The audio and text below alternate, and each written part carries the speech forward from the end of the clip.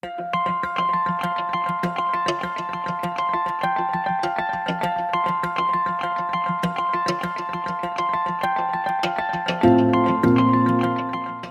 here today with Jeff Barber from IBM. Jeff, I don't know what your formal title is. Tell me what the handle is.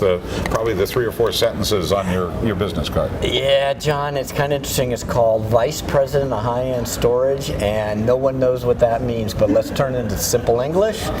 DS8000. So the high-end disk products attached to mainframe high-end power, all a tape and all a SAN. You smash all that stuff together. 1.3, 1.4 billion. Does that include the VTL products as well? It includes the VTL products as well. Okay, because I've been tracking DS8000, the VTL products, and the tape products, of course, for the last year or so, and it looks like one of the stories that jumps out at me is pervasive encryption. You've now got this wonderful encryption story where the data is encrypted both in flight and once it's stored, and that seems to be a pretty good hedge against certain kinds of malware that a lot of people are afraid of these days. But let's get back to tape if we could, because sure. that's one of my saws here.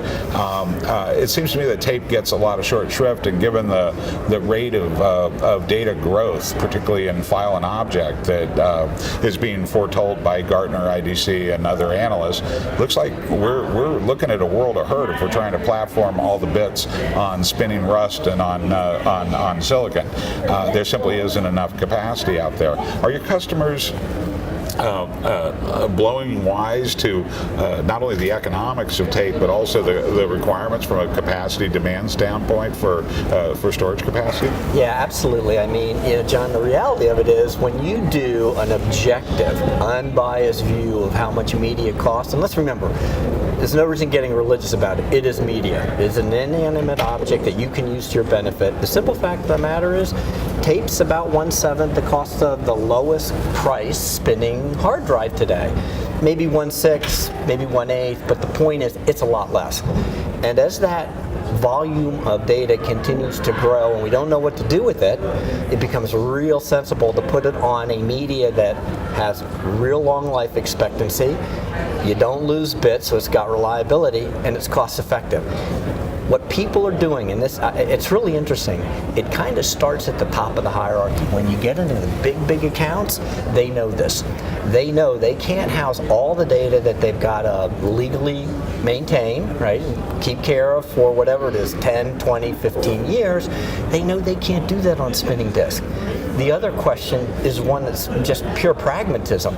If the data's not getting accessed except for, a couple of months prior to its first year anniversary, well, after that first year anniversary, why is it on spinning disk? You're not going to need random access to it, so put it on a media that's safe and costs the right amount.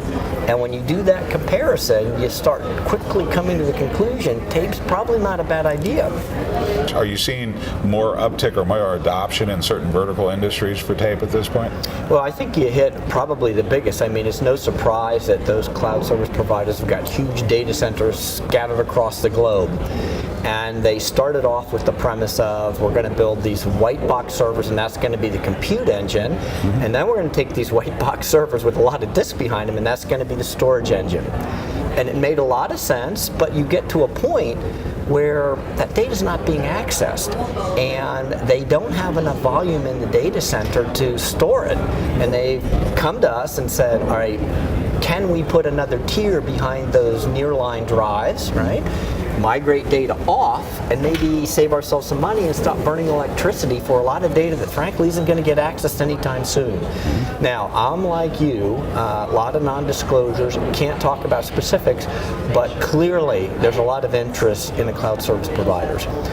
There are other places where we see this, the traditional places, petroleum, media, all those type places. But I think the thing that's different is those industries always recognize the value of having tiering. You typically have high-speed disk for when you want to do compute models, then you might move it off to like some lower speed disk for rapid recovery, right, for a high availability scenario. And then for that, those lakes and oceans and zettabytes of data that you've got to store. There's no reason to leave it on spinning disk. It's crazy. It's a fool's errand financially, to be very frank. I kind of feel sorry for people who are trying to sell the tape idea for a couple of reasons. One, there seems to be an echo chamber of not only certain vendors, especially in the hyper-converged market, as well as their favorite analysts in the analyst industry, who again are re-echoing the old saw about tape is dead, and they're pointing to workloads like big data analytics, and they're saying that the active nature of the data invalidates tape because it takes too long to retrieve the data from tape to do analytics processing. Now, IBM's Tony Pearson told me a couple of months ago in an interview I did with him that wasn't actually true, that a lot of analytics is trend analysis, and tape is more than adequate as a repository for that data, and you use disk as a buffer or something when you need to use the data. However, that doesn't stop a lot of folks from gainsaying tape. I look at things like 480 terabytes compressed in generation 12 of LTO just announced as a harbinger of the fact that we're going to be able to put a lot of big data, bigly, onto tape going forward. I don't see how else you're going to platform the data sets you need. Well, you're going to probably go broke trying to do that. And when you think about oil exploration, you're doing soundings out in some countryside, and when you really want to do analysis, you're going to pick those soundings from a specific patch, put that into a buffer, and do all the high performance computing off of that buffer. And then when you're done, right, and you figured out am I drilling there or not, I'm going to go drop that data back to a media. You're probably not going to touch it again for another 4 or 5 years. Right. And that's just a very specific example. It's a microcosm of the bigger big data analytics view, but that's how most problems get solved when you're in an analytics environment. So the point is, you want a lot of historical data. Tony's 100% right. You're looking for trends, but you're not, at this day and age, you're not looking at the last 100 years. You're taking it in by decades or whatever. That means you want a compute hierarchy that says, obviously, you've got your internal cache for the actual computing. You've got a high-speed disk buffer to get the big volumes in and out that you're working on that day. And then you've got to put that incredibly rich history of data somewhere, knowing damn well you want to keep it for regulatory purposes and other purposes, but you probably aren't going to access it next week. That's a perfect definition of where tape belongs. Okay. Well, the second issue, and it's kind of a two-sided coin here, is the current generation, the novices who are coming up through IT now. Many of these kids have never heard of tape and never used it. Now, that's a good thing if, because years ago tape had its problems, and a lot of the people who gainsay tape today are remembering tape back in the 90s or something. Those issues don't really exist anymore, but they're still circling around in their head, and they associate tape with those issues. Or they're, remembering rewinding a tape cassette from your car, okay? And these kids have no recollection of tape in those negative ways, but they also have absolutely no clue about what tape is or how it's deployed and how it's used. How do we fix these problems? That's a really good question. I mean, I've always believed that in any market there are certain leaders. And when you see leaders moving in a certain direction, all of a sudden you get the monkey see, monkey do phenomena taking over. I believe that there are enough of the new and cool and sexy companies out there, a lot of them in Silicon Valley, you know what I'm talking about. Yeah. They've seen the light. The message will eventually get out. So I'm not sure that there's anything we as a vendor can do, because guess what? We have an objective, we have a bias, clearly.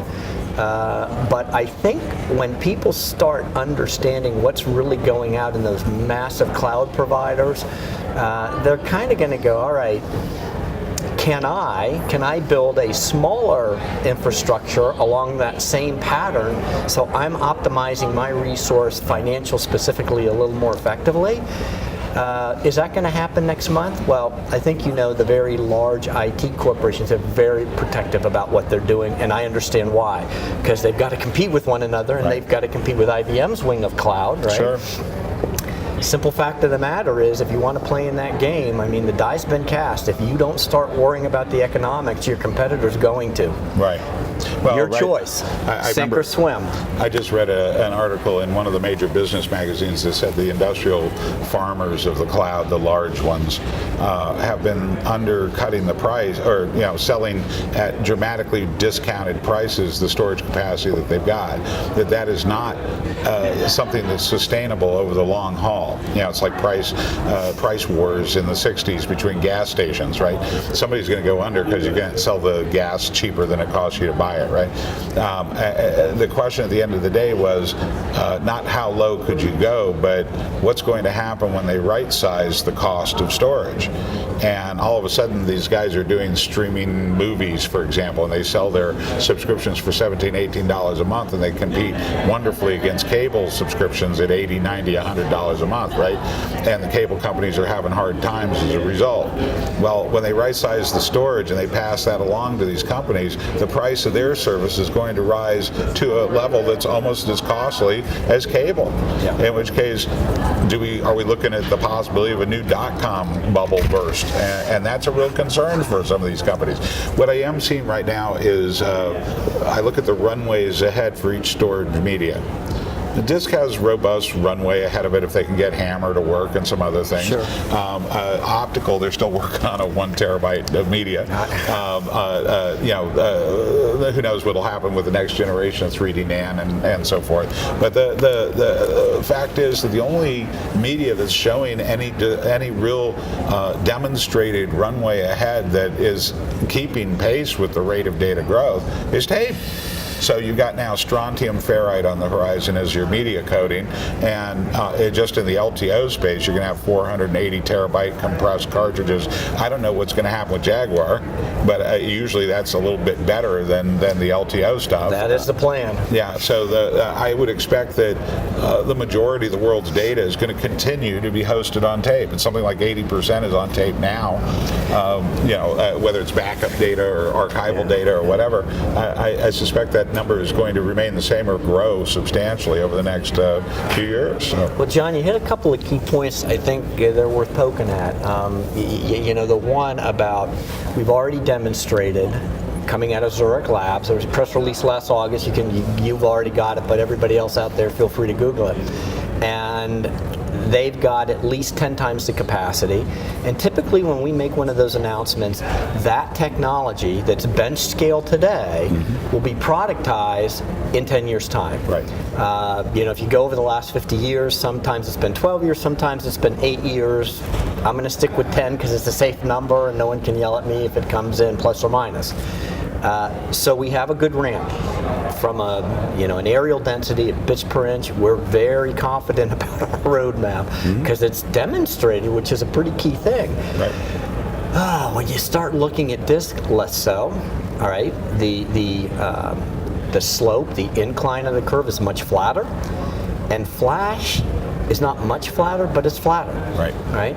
Now, over the course of the years, will those slopes change? Probably, they have in the past. I'm just real confident in the slope of the tape curve today. Because we had it demonstrated. It's demonstrated. And I mean, bird in the hand, there's something about bird in the hand that lets me sleep a lot better at night if I only had to worry about those. And with DS8, I do have to worry about those.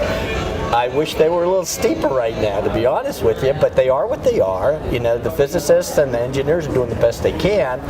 Right now, the advantage in terms of ongoing capability to deliver price performance, it's a little bit tilted toward tape. I'm sure, John, it's going to change eventually. I just hope it doesn't happen anytime soon. Jeff will be here in 10 years, sitting here in the same hotel at IBM Think, maybe 2020, and we'll be talking about how tape saved everybody's life. Okay, thank you very much, and John, thanks appreciate for the taking time. the time. Appreciate it.